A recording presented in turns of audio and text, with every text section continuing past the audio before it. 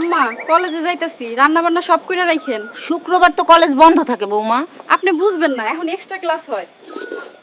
তুমি কলেজে যাও নাকি অন্য পোলার লগে ঘুরতে যাও সেটা আমি ভালো করেই বুঝি। এখনই ফোন করে হালকারে জানাইতেছি বিষয়টা। হ্যালো হালকা বাপ। হ্যাঁ মা বলো। তোর বউ একটু আগে একটা পোলার লগে ঘুরতে গেছে, বিশ্বাস কর আমার কথা।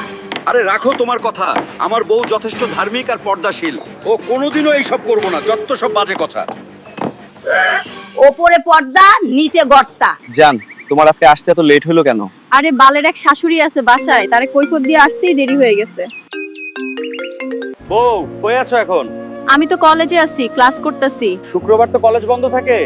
আরে এখন শুক্রবারও কলেজ খোলা থাকে। ওহ, এই ব্যাপার, ঠিক আছে, ক্লাস করো, পরে কথা হবে। জান, তোমার জামা একটা ছাগল। ছাগল না, গরু। আজ তো ভ্যালেন্টাইন্স ডে, চলো না একটু হয়ে যাক। চুপ দুষ্টু।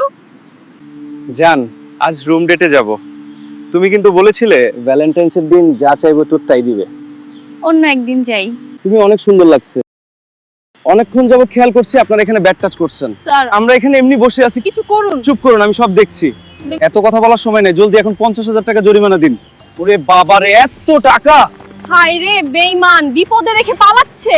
যে বিপদে রেখে পালিয়ে যায় সে কখনোই প্রিয় মানুষ হতে পারে না। আমার কোনো জরিমানা লাগবে না, শুধু একটাই দাবি, ভালোবাসুন শুধু নিজের স্বামীকেই। ভিডিওটি শেয়ার করে দিন।